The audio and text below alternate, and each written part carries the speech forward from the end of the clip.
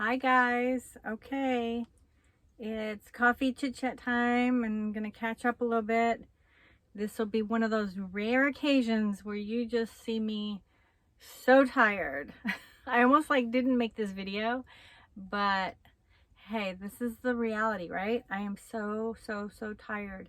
And I'm not even tired from traveling. I'm tired from being in a sticks and bricks. Believe it or not, like I'm more exhausted. um I did not sleep well, like all week long. The dogs did not sleep well. Like, we're used to being in our rig, and so they kept getting up in the middle of the night. I kept on tossing and turning. um yeah, I was tired. uh it seems like I'm more active when I'm with, traveling. And so being active, it gets the blood going and everything. And so you're not tired. Even if you get some sleep where it's like, not as peaceful, like let's say, there's cars driving by and stuff like that, you still keep pretty busy during the day and you just don't get tired. I mean, I'm never tired during the day. But being in a sticks and bricks, like I found myself just bored and tired. I shouldn't say bored, but kinda, because it's like I'm used to like going. I'm used to like seeing different things. I'm used to like, just every day's an adventure. And when you're in the sticks and bricks, it's like, I stayed with family, and I never watch TV.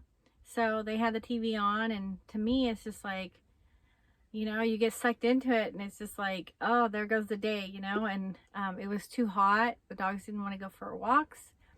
And but I did get some things done. So and along with spending time with family, which is always important. We had friends over for 4th of July, and I actually took my rig in and got some work done, which was a blessing because I didn't realize that if you have a Mercedes diesel, there was a class action suit with Blue Tech. Excuse me. And so you can sign up for that and get money back. So I took my rig in. There was a couple recalls. So that one was one of them. It has to do with the emissions and stuff. And then if I fill out the paperwork, they'll send me back $3,000. So, and it could take up to like 6 months. So I've got to do that. But, yeah, I took my rig in, had the 2 recalls, fixed. And because I took it in for that and wanted a diagnostic check, they didn't charge me for that, which I was prepared to pay for. But they didn't charge me. And so when they did that, they found some things that needed to be, repaired. And some things were more important than others, like more urgent. So I got the power steering hose fixed. They did that. And then the transmission fluid, I got that changed. So I felt like those were the most important things. I almost got the fuel filter changed, but I might wait a week or two. But I got those 2 things done. So yeah, that was pretty pricey. That was like $1,100. So I figured, okay, that's enough for right now. But then I got another surprise, which was really cool. I had signed up for another class action lawsuit with DoorDash.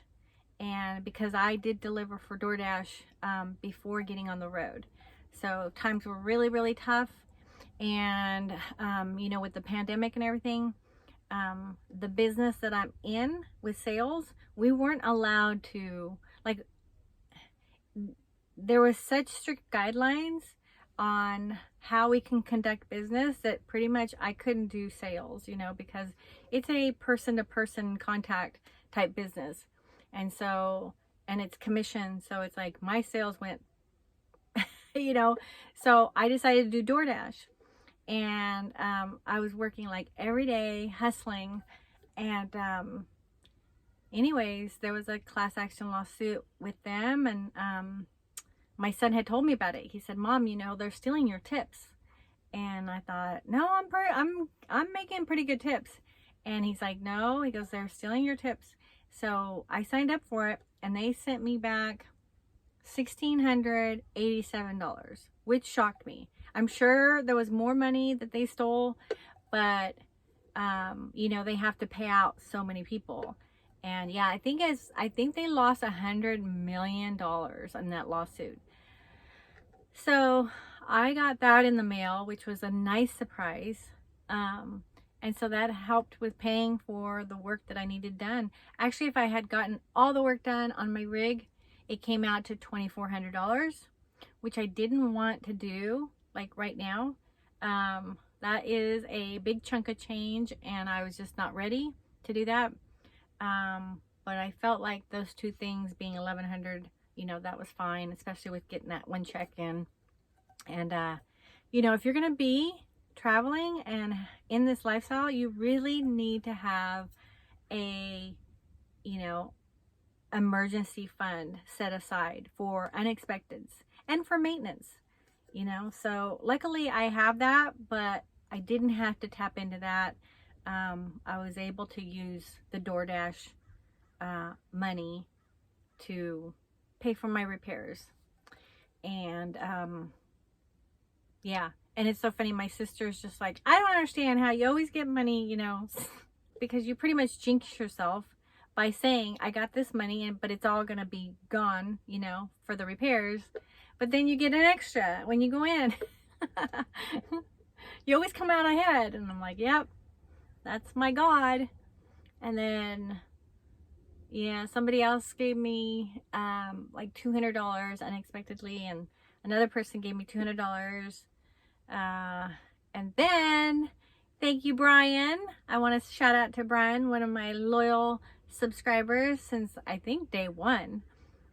He sent me a Sprouts gift card for $50, and so that is going to coffee.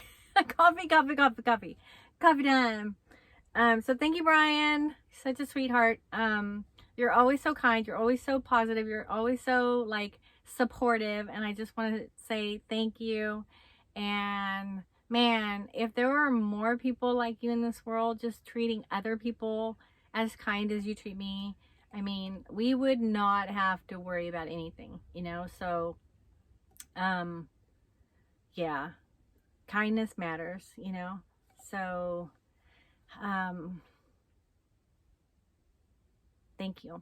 I really appreciate it from the bottom of my heart. I opened it up, and it was literally like, I mean, I knew it was coming. I didn't expect that much, but I knew it was coming. And so it was just like, you know, I expected it when I checked my mail. I expected, you know, the gift card, but when I opened it, it was just like, oh, you know, like generosity and the kindness. And then it was just overwhelming, you know, so I was really touched. So thank you very much. And, that should last me for at least a month of coffee. I'm kidding. That's probably like, oh gosh, a few months. My coffee is expensive, even though it's crappy coffee. It's expensive coffee. I think each jar is like $7 or $8. Yeah. So I don't know why I call it crappy, but you know, I think it's because everybody always makes this, you know, French press, or, you know, and mine's just instant. So I just call it crappy coffee. But I like my crappy coffee. I do, even though I spill it on myself. It's so funny. I always say, like, I cannot wear white because I will spill my coffee on myself. And the fact that, like, right now, tie-dye is so in fashion, I am so happy, because as messy as I am, like tie-dye, you'll never see the stains, you know?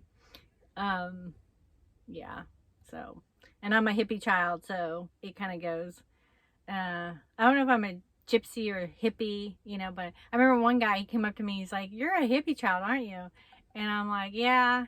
And I should have been born in this. Well, I was born in the 60s. I should have grew up in the 60s. But he's like, I could just tell you are, and you know. So, anyways, I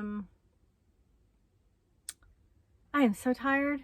I am so tired. My brain is like feeling like asleep, you know. So, anyways, but and I've already talked 11 minutes. I'll probably redo this. I don't know. We'll see. I'll upload it or I'll redo it. But that's just, like I said, the reality. You get tired. Get tired.